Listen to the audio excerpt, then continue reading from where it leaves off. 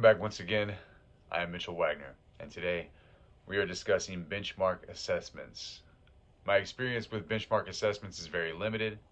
I've only worked in a school setting for the past year, and as I have mentioned before, this is an alternative school.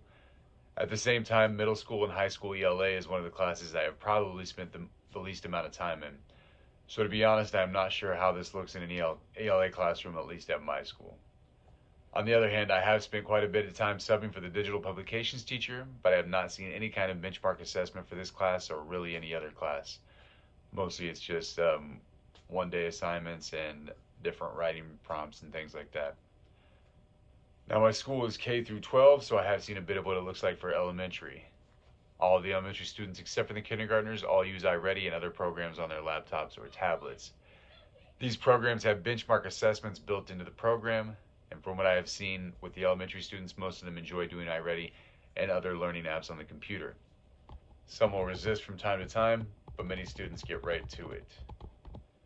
Now my oldest son is a junior in high school. He just recently signed up to take his ACT test. We have talked about it a little, including what schools he wants his scores sent to, and he seems very relaxed about the whole thing. And despite having an ACT study guide, I do not think he has opened it more than once for 5 minutes. If he is this calm about the ACT, I'm not sure he would stress over benchmark assessments. Now I know that's just him, because me, I would stress over tests like that in high school, and he just doesn't seem to. He's a much better student than I was, in high school at least. Now we learned in this week's module that benchmark assessments can help educators make corrections halfway through a quarter or semester if the data calls for it. When it comes to finding time to evaluate this data and make changes, I think I can make this work. My current best job prospect for the upcoming school year is a full-time teaching position where I currently work, instead of being the full-time sub, which is what I currently am. Two of the jobs I was interviewed for was the digital publications teacher and the ELA teacher. Both of these positions would benefit from using benchmark assessments. As far as time, many of the teachers have been given plenty of planned time or time without students throughout the year at the school I work in. Except for a few changes in the last few weeks, many of the full-time teachers have had almost 2 hours or more of planned time per day. I would hope this would be plenty of time to assess the data and figure out how to use it. I think this would work as long as I don't let the data build up and take care of it as soon as possible. I also know the administrators at my school are easy to contact and would be open to meeting about something like this. I would just have to plan ahead because I know how busy they are. I do wonder if my school and other schools are doing enough to prepare students for reading assessments.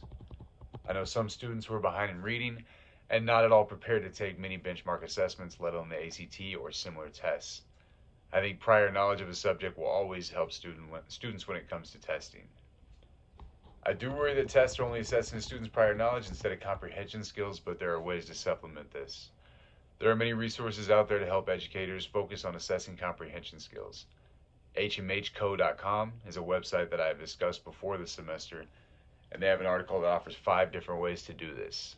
This includes things like making connections. This can be making connections with the text the student previously read, a connection to their own life, or a connection to the outside world, among other things. Summarizing the story is another great and easy way to do this. If the student does not comprehend what they're reading, it will show when they try to summarize it. Making predictions is another way to tell if the student is understanding what is being read. These can be big assignments, like a 2-page summary, or even something like a 3 to 5 sentence summary that is done in 5 to 10 minutes after reading a chapter. It all depends on what is necessary. If students are missing key elements when it comes to reading comprehension, I think it is our job as educators to supplement them. I think many people have been worried that the way we do testing in American schools is not beneficial to learning. I can see how this can be true, but I think we need to try to change that if we can. Thank you.